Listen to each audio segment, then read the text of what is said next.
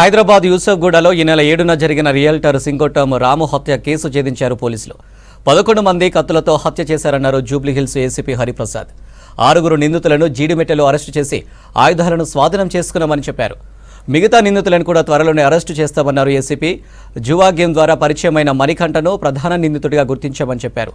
ఈ హత్యలో హిమాంబి, నజీమా అనే మహిళల పాత్ర ఉందని వివరించారు. పక్కా ప్లాన్ ప్రకారం రామును నిందితులు హత్య చేశారన్నారు ఏసీపీ హరిప్రసాద్.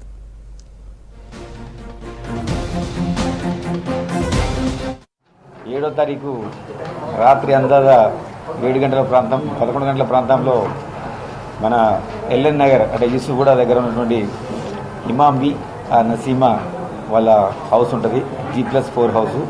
ఆ హౌస్లో టెర్రస్ మీద ఉన్నటువంటి పెంట్ హౌస్లో పుట్టారాము అనే వ్యక్తిని దాదాపు 11 మంది కత్తులు ధరించి మారణాయుధాలు ధరించి వచ్చి అతన్ని పొడిచి చంపడం జరిగింది. ఆ చంపిన దాంట్లో మన కంప్లైంట్ మీద కేసు నమోదు చేయడం జరిగింది. ఈ కేసు నమోదు అనంతరం ఇన్వెస్టిగేషన్లో భాగంగా ఈరోజు మా ఇన్స్పెక్టర్ అయినటువంటి వెంకటేశ్వర రెడ్డి గారు, అదేవిధంగా ఫిలిం నగర్ ఇన్స్పెక్టర్ శ్రీనివాస్ గారు, వీరిద్దరు కూడా వాళ్ళ టీమ్స్ తీసుకొని ఆ మర్డర్ జరిగిన కాడి నుంచి వాళ్ళు తిరగడం జరిగింది అక్యూజ్డ్ కోసం. ఈరోజు మార్నింగ్ ఉదయం అందాజా 7 గంటల ప్రాంతంలో మనకి జీడిమెట్ల దగ్గర రామరెడ్డి నగర్ అని ఉంటుంది, షాపూర్. ఆ ప్రాంతంలో ఈ మర్డర్ చేసినటువంటి 11 మందిలో ఒక 6 మంది అక్కడ ఉన్నారని తెలిసింది.